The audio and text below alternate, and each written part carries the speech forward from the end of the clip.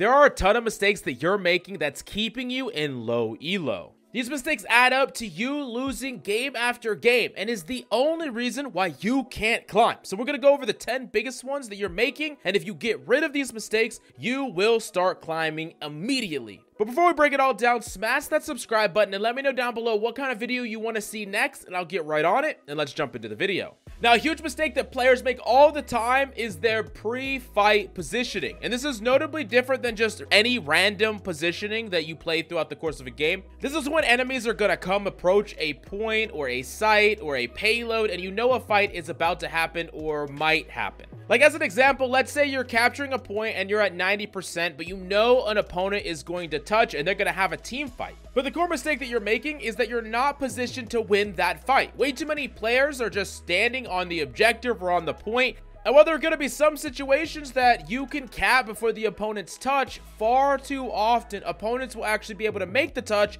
and you're standing in a position that is prime for you to just instant die and actually give the opponent that point. I can't tell you how many VOD reviews that I've seen on King's Row where the team wins the fight, the Ana is like standing on point about to cap and just kind of minding her own business, and the enemy team come recontest, and guess what? They're gonna kill that Ana on point, and then you lose the team fight and get first point held. It happens all the damn time. So what can you do? What can you do to deny this?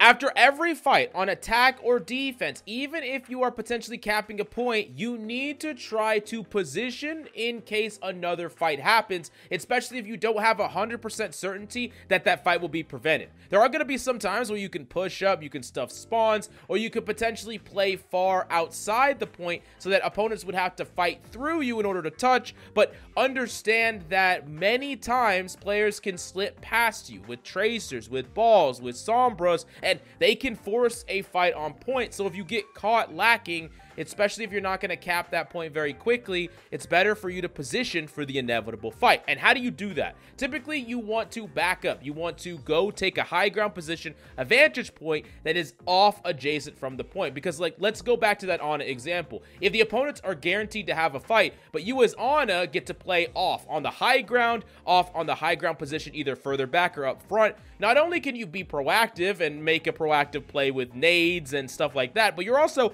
basically unkillable. You're so far off the point that if opponents want to actually contest you, they would have to leave the point, which they need to touch. They're in a no-win scenario, but by you positioning yourself on the point, whether you're a support or DPS or whatever the case may be, you put yourself in a situation where they actually could win. They actually could kill you and contest the point at the same time. An extension of this problem happens a lot on defense, where players are positioned in a good high ground vantage point position. They end up winning the fight and their position changes in some meaningful way. They fall down, they collapse on the enemy team, whatever, and then they don't immediately go reposition to their strong position after the fight is over. Every single opportunity you can, when a fight is coming to you, you need to make sure that you are repositioning to best make you survivable and potentially able to make plays in a safe way. This is incredibly important, and the solution might be, hey, I'm going to stay where I am, but at least ask yourself, can I reposition? I have about 15, 20, 30 seconds to reposition. What should I do in that time to make it so it's much harder for this ult to hit me, the enemy team to kill me, or for them to contest me at all? Maybe even for me to make a play. Now, the second low elo mistake that you're still making is committing too far. I've talked many times about trying to create a snowball, right? You killed like 3 people, 2 people are getting away, you chase them down, you kill them, right? This is kind of where a lot of players are at. They understand the concept of a snowball, the power of a snowball, but many players are taking it way too far, where they want to snowball more and more and more and push out further and further away from their team, further and further away from their objective. And this can be a double-edged sword, a huge liability, and it's really important for you to understand what your team resources is. What's the resources of the health of your team? What's the resources of your utility? What is the enemy's fighting force? Because trying to snowball 2 people, 3 people, that can end up being really dangerous, especially if some amount of your players get left behind because they don't have mobility, some amount of your players are being left behind because they're staying on the objective, and then all of a sudden, you think you're snowballing, but you're walking face first into a team fight that you could easily lose, and you can't snowball very easily at all. That's why it's really important to be hyper aware of what your teammates are doing before you commit to something incredibly aggressive. And if there's no communication, at the very least, look around, make sure that you have the green light before going further and further away from your objectives, trying to chase these snowballs. In addition to that, I need you to be extra careful of enemy ultimates. I can't tell you how many times players will push up trying to snowball. Let's say they're trying to stagger a Rein, but guess what? That Rein has ultimate, they overextend, hyperextend, they get shattered, they all get killed, and now guess what? That Rein used one singular ultimate and actually won an entire fight for his team because he gets to kill people on the ground, his team gets to regroup, they get to walk forward, the rest of the players either have to back off or die.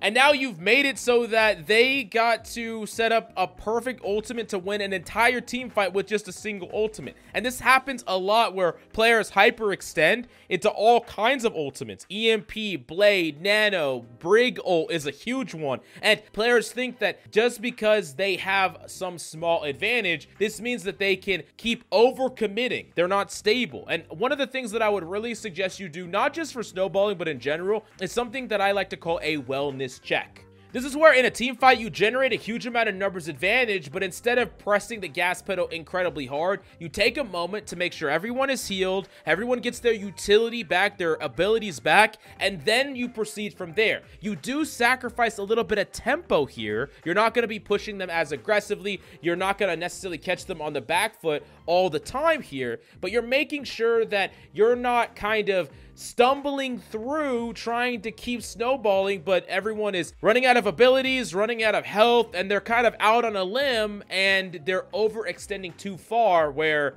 the slightest mess up can completely crash the house of cards, and then you're gonna get snowballed back and lose a team fight when all you were trying to do was get a little bit of an advantage for the next team fight. You end up losing the one that you actually already won. And number 3, a huge mistake that players in low elo are making is about investing ultimates. Many players, this is like one of the biggest things I see in all the VOD reviews I do, is players just misusing ultimates all over the place, everywhere. And I think one big problem is that players want to turn fights or have a really flashy ultimate that gets a lot of value, but it's not about what your ultimate gets in value as far as kills is concerned. It's about what wins more fights. That's what you should be thinking about most. How can I win this fight? Maybe it's not flashy, maybe it's not getting a lot of individual value, but if it's winning the fight, then it doesn't actually matter. More fights means more rank. That's as simple as it is.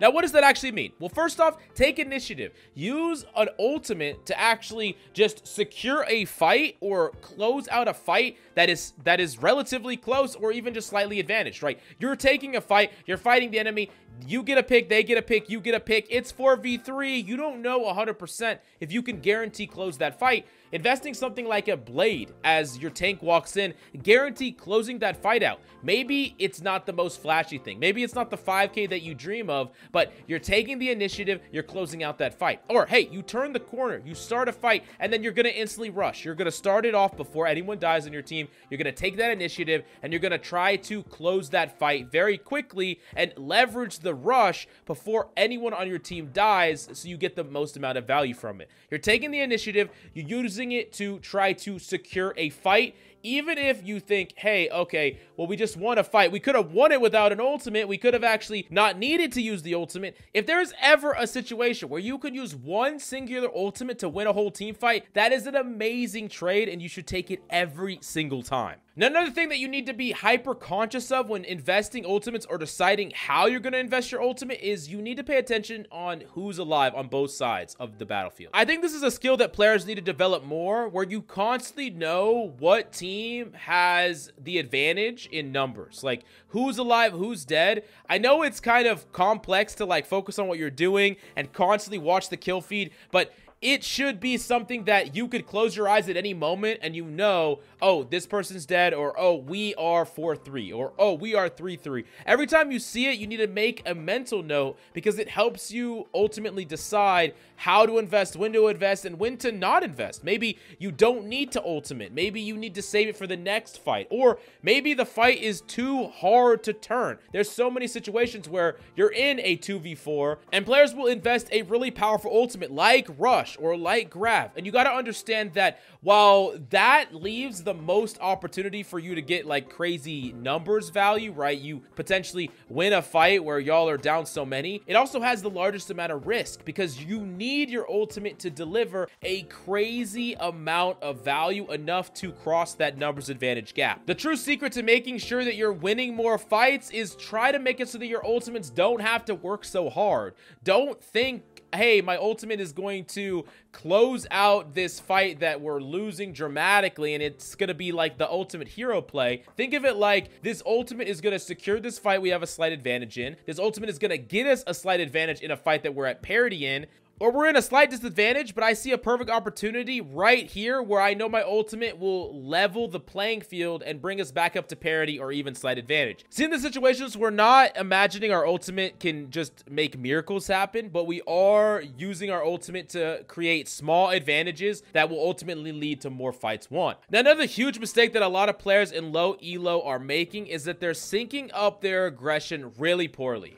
As a general rule of thumb, you should always be trying to match the aggression of your teammates, especially your tank. And when I say aggression, I don't necessarily mean just W keying in, right? If I'm a Widowmaker player and my tank is going in, my Doomfist is going in really aggressively, this doesn't necessarily mean I grapple into the enemy team and like try to fight really aggro like that. But what it does mean is that I am going to do a more aggressive thing than I would normally do because I want to double down on aggression. The core idea here is that certain characters can weather a storm, right? They take certain amounts of pressure and they can weather it. Let's talk about an Ana, for example. She gets attacked by some characters and she has a sleep to stop them. She has a nade to heal herself, but after that, she can't protect herself anymore. So she has a certain amount of things that she can weather or sustain through, but after that, she is out of options. And when you double up aggression, you are trying to overwhelm the amount of options a players have to sustain your plays or your aggressive plays as a team. This is like Dive 101 when a Winston and a Genji and a Tracer all go on and on at the same time, right? She could sleep one person, she can nade herself, but it's not going to be enough. But that core philosophy doesn't just apply to only Dive. Once again, back to the Widow example, if my Doomfist is in the backline, going in, taking a lot of aggro, taking a lot of pressure, then I might want to grapple and do a grapple jump shot and try to get an angle on players that are being moved by my tank or focusing on my tank. I might want to grapple to a high ground that gets me a active and very aggro line of sight on the enemy team. I want to even sacrifice my own safe positioning for extra aggression because I want to double down on the aggression that is created. And the reason that this is such a big deal is there's so many games and situations where one Tracer goes in, she blinks, does a ton of damage, baits out Suzu, baits out Teleport, baits out Nade, recalls, and guess what? Their team is back playing in their really safe passive position. And the Tracer did a lot, got a lot of value, but nothing is going to come out of that definitively because they didn't compound the aggression to overcome all that sustain.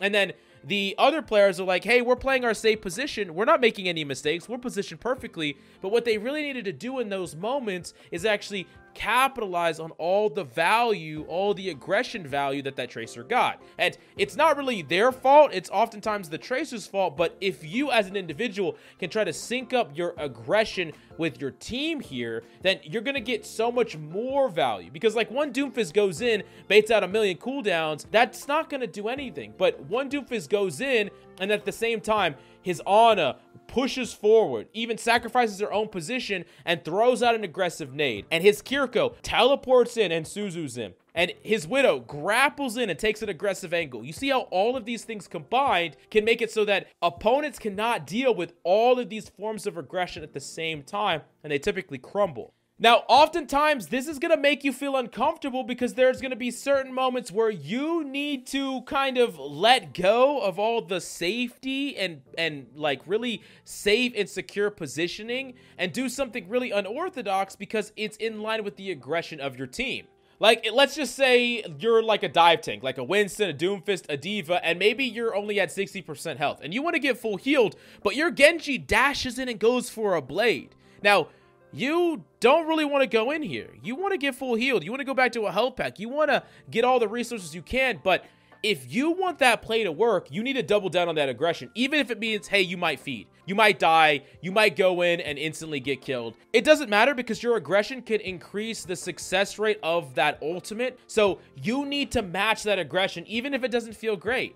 Maybe as Ana, you're up against the dive composition, and every time you use nade and sleep aggressively, you get dove on. You get killed by the D.Va, the Tracer, whatever. But when your team jumps in and is hyper aggressive, you are heavily incentivized to double down on that play. Now, does that mean you might get traded out, might die? Yes, it absolutely does, and it might make you feel uncomfortable, but if you double down on that play, your teammates might be able to win that fight, kill 2 supports, kill a DPS, kill the enemy team so quickly that they get an advantage because the amount of time and resources it took was so fast that they can even come help you, or they get to do that so quickly that they will just have a huge numbers advantage, and it doesn't really matter if you die, they're still going to be able to win the fight. So understand that sometimes syncing up this aggro is going to feel weird, feel uncomfortable, but it's the correct thing to do. Now, speaking of ability use is a big one that I harp on in a ton of VOD reviews where low elo players mess up their abilities all the damn time.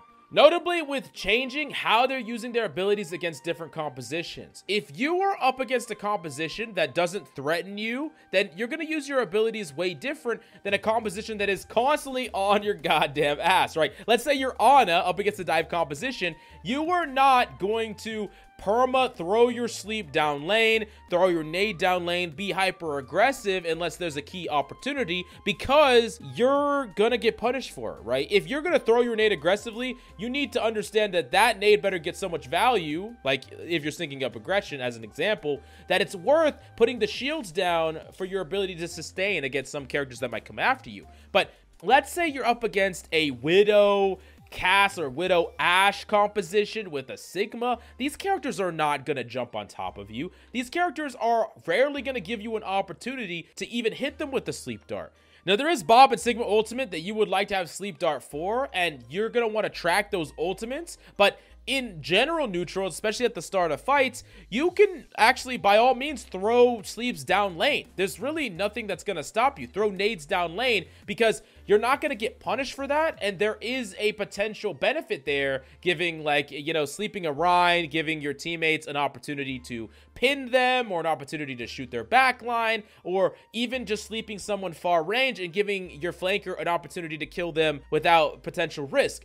So you need to understand and evaluate how your ability use dramatically changes from one composition to the next. And this is true for every single character. How aggressive you could be, how you use your abilities, when you use your abilities, it's all going to change depending on what type of characters are playing with you, what type of opponents you're up against, and what your overall strategy is. Now, number 6, understanding a teammate's needs is super, super important. And way too many players cannot put themselves into the mindset or put themselves into the shoes of their teammates. They think that they're doing something amazing and magical. They're going to the backline, they're getting all this value, but their teammates are dying in the backline and they don't really know why. Their healers are getting killed, their freaking DPS are dying, or maybe you're a DPS and your tank is just feeding uncontrollably. It's a good idea for you to try to understand what is going wrong, and is there a way that you can interact with that?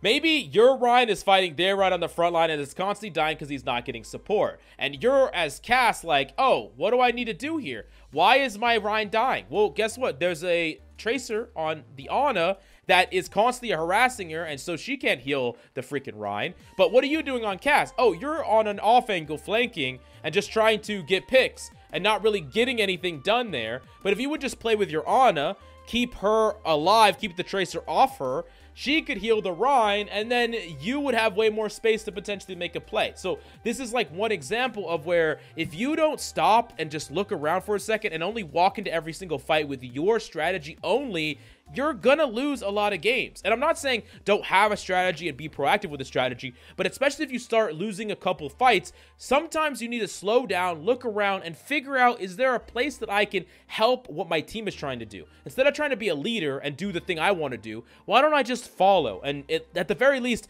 me and one other person will be on the same page, right? You follow their lead, you're on the same page, and now, all of a sudden, boom, Tracer dead. Oh, boom, Tracer gone. Rein healed. You walk forward. You help the Rein win the team fight.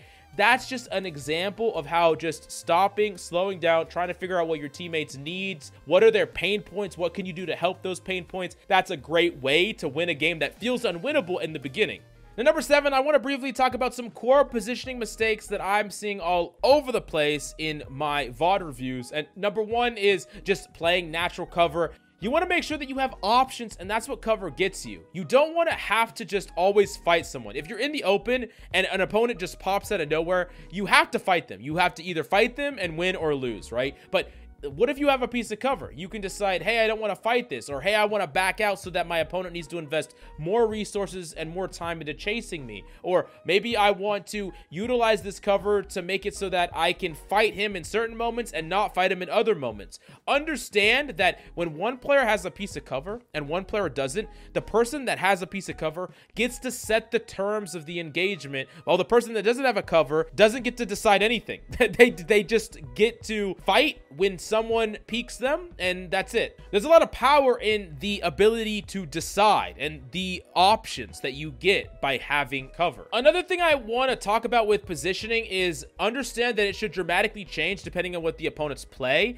And I find players have like several positions that they just love and they always go to, but every once in a while the opponents come out on a composition that you just die instantly, right? You're like, oh, I'm gonna play this high ground perch that's really far away, but I can really heal my team as Ana. I'm gonna play that every single round. But you know, every once in a while the opponents are coming out as freaking ball tracer and you just get deleted on there. But all these other situations where they're Junker Queen, when they're Rhyme, when they're Orisa comps, you're fine, right? And so you might be saying, okay, how do I position if I don't know what the enemies are on? And that's where I would say gathering information is one of the most important things that you can do to best have a great positioning. Especially positioning passively early, gathering in a bit of information, and then repositioning very quickly soon after that to better fit what the opponent is playing. If you're auto going to the same position every single time, then you sometimes are gambling. You're like, oh, this position might be great. It might be terrible. I don't really know, but I'm just going to go here just because,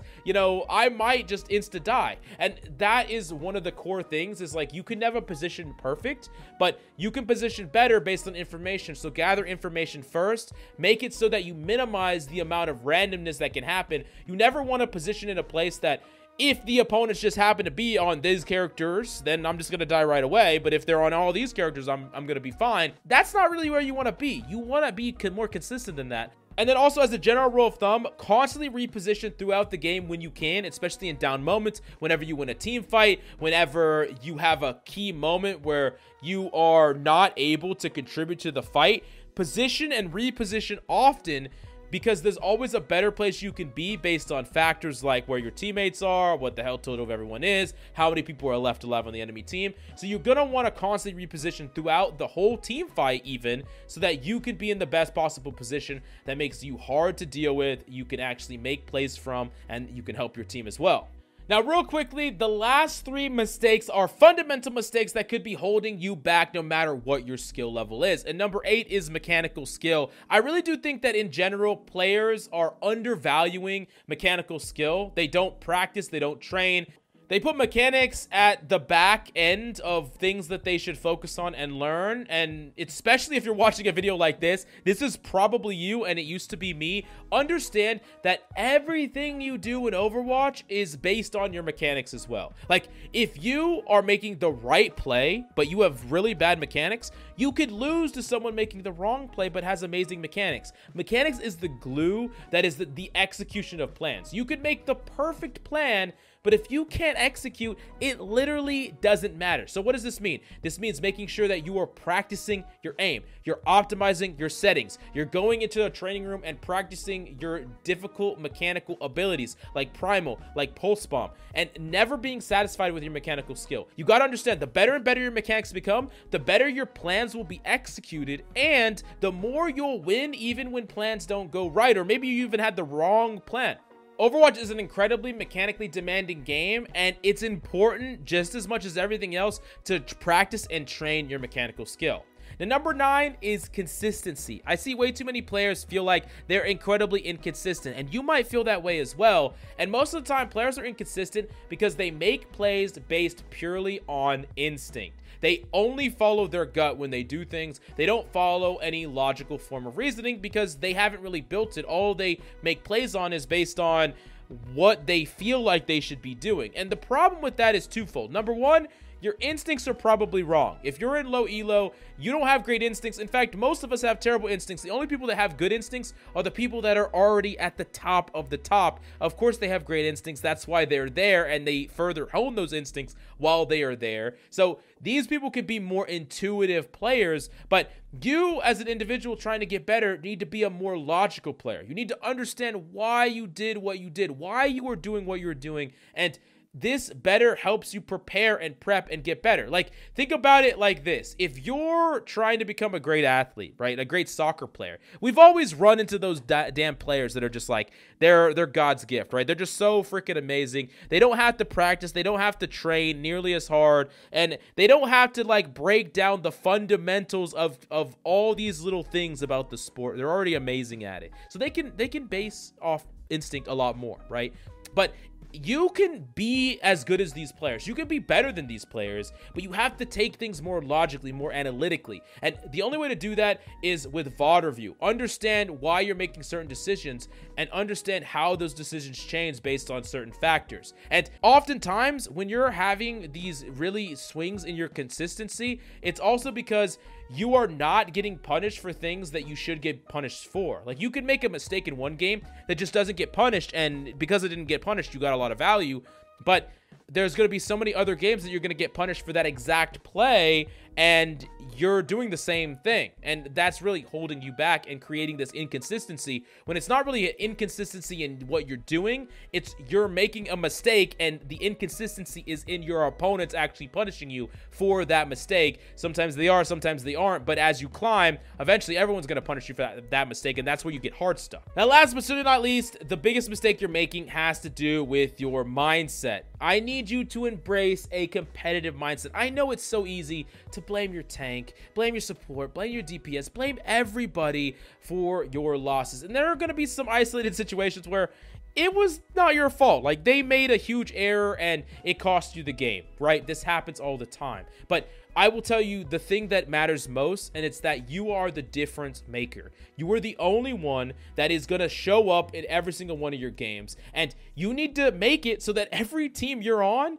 is the team that has the unfair advantage, because you are going to do more, you're going to make smarter plays, better mechanical plays, and you are going to just be the better player in your role on both sides of the aisle. And this is so important to embrace this mindset, because otherwise, you are going to be stuck in a rut where you are not looking inward to improve, you're looking outward. And I promise you, if you get good enough to climb, you will climb. There is no real ceiling holding you back. There is no real 50-50 holding you and preventing you from climbing.